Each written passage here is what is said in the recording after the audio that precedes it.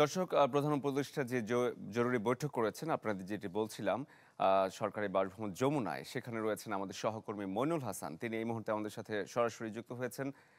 মইন, কিছুক্ষণ আগে তো বৈঠকটি শেষ হয়েছে এবং আপনাদের ব্রিফিংও করা হয়েছে। আপনি যদি আমাদের ফলাফলটা একটু জানান।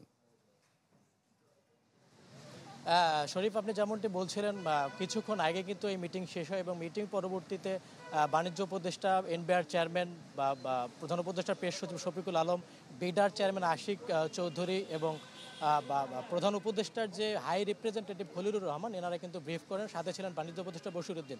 তো তারা যেমনটি বলেছেন যে আজকে এই বৈঠকের পরবর্তী কী সিদ্ধান্ত হবে সেটা মার্কিন যুক্তরাষ্ট্র প্রশাসনের সঙ্গে আলোচনা করেই পরবর্তী কার্যকর পদক্ষেপ নেওয়া হবে। এবং আরেকটি বিষয় বাণিজ্য উপদেষ্টা বলেছেন যে আমরা আমদানি মানে বাণিজ্য ঘাটতি কমিয়েই, বিশেষ করে আমদানি যেহেতু আমেরিকার সঙ্গে আমাদের যে আমদানি সেটা অনেক কম এবং রপ্তানি $8 বিলিয়ন, এই জায়গাটাতে আমদানি কীভাবে বাড়ানো যায়, অর্থাৎ বাণিজ্য ঘাটতি আমদানি করার মাধ্যমে কীভাবে কমানো যায় সেটা কমিয়ে এই সংকটটা কাটাতে চান।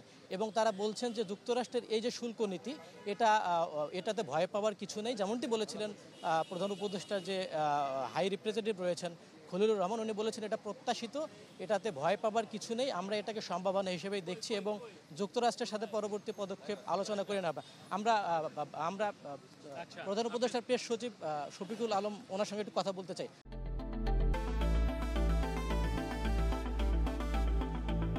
আজকের এই মিটিংয়ে কি কি আলোচনা হলো একটু বলবেন? না, আমাদের যা আলোচনা হলো সেটা আমাদের যিনি কমার্স অ্যাডভাইজার, আমাদের chief adviser high representative doctor Khalilur Rahman, chief adviser special envoy doctor Lutfey Siddiqui, আমাদের executive chairman of BIDA Ashik Chowdhury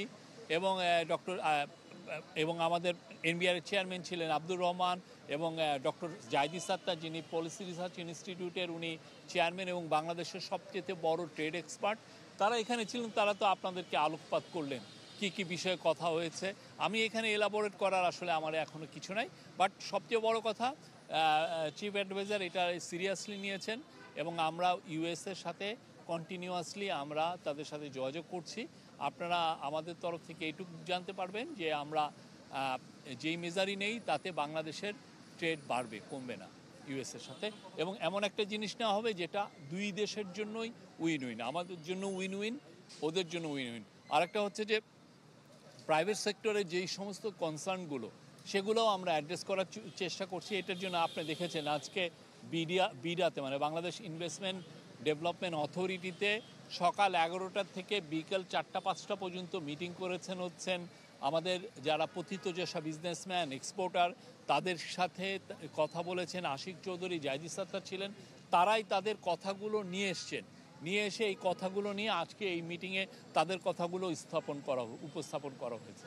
thank you so much. যেমনটি শফিক ভাই বলছিলেন, বাণিজ্য উপদেষ্টা কিন্তু আরও একটা কথা বলেছেন যে এই যে দুই দেশের মধ্যে যে আমাদের বাণিজ্য যে সংকট, সেই সংকট কাটানোর ক্ষেত্রেও কিন্তু বিভিন্ন পদক্ষেপ নেওয়া হবে এবং পাশাপাশি প্রধান উপদেষ্টা সরাসরি যুক্তরাষ্ট্রের সাথে কথা বলে একটা সমাধানে আসবে, এমনটাই জানিয়েছেন এই বৈঠকে আর কি। মইন, আপনাকে অসংখ্য ধন্যবাদ।